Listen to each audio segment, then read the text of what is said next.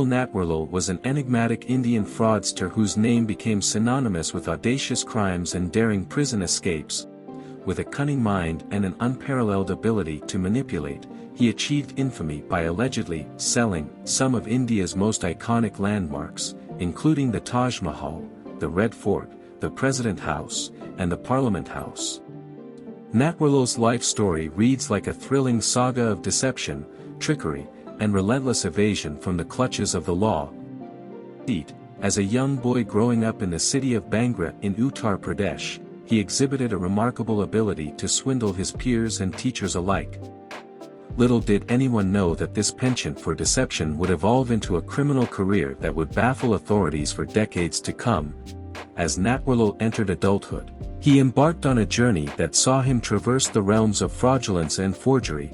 His modus operandi was simple yet effective. He would forge documents and create a web of deceit to convince unsuspecting victims and even government officials that he was the rightful owner of priceless heritage sites. His silver tongue and charm were his most potent tools, enabling him to gain the confidence of individuals in influential positions. One of Natwarlal's most audacious exploits involved his claim to have sold the Taj Mahal multiple times. Fueled by the ambition to orchestrate grand scams, investors into believing that he possessed the authority to transfer ownership of this architectural wonder. Natwarlal's audacity in undertaking such a daring feat baffled the authorities, leaving them grappling with how to apprehend the elusive mastermind.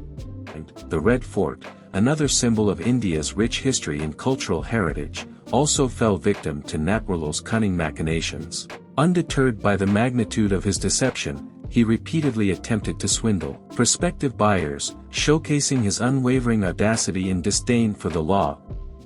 Despite numerous attempts to capture him, Natwarlal continued to evade the grasp of law enforcement, earning him the moniker of the Houdini of India. It was not just the landmarks of India that captured Natwarlal's imagination. He aimed for grander targets. The Rashtrapati Bhavan, the official residence of the President of India, and the Parliament House found their way into his web of deception. He approached his fraudulent schemes with meticulous planning and an unwavering belief in his ability to outwit the authorities. Natwarlal's escapades did not end with his grandiose schemes, they extended to his numerous prison breaks that further solidified his legendary status.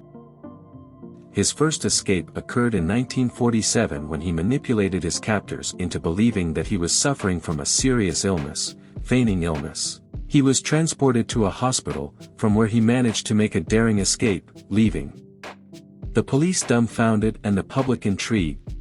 His ability to break out of prison did not end there. With a flair for dramatic escapes, Natwarlal continued to evade imprisonment on multiple occasions, each time slipping away from the clutches of the law just when it seemed the authorities had finally caught up to him. His escapes were the stuff of legends, and with each successful evasion, his reputation as a cunning and elusive criminal grew.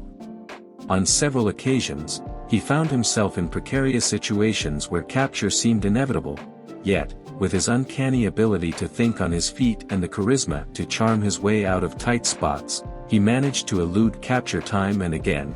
Despite his criminal pursuits and the lives he affected through his deceitful actions, Natwarlal acquired a sort of folk hero status among some sections of the public.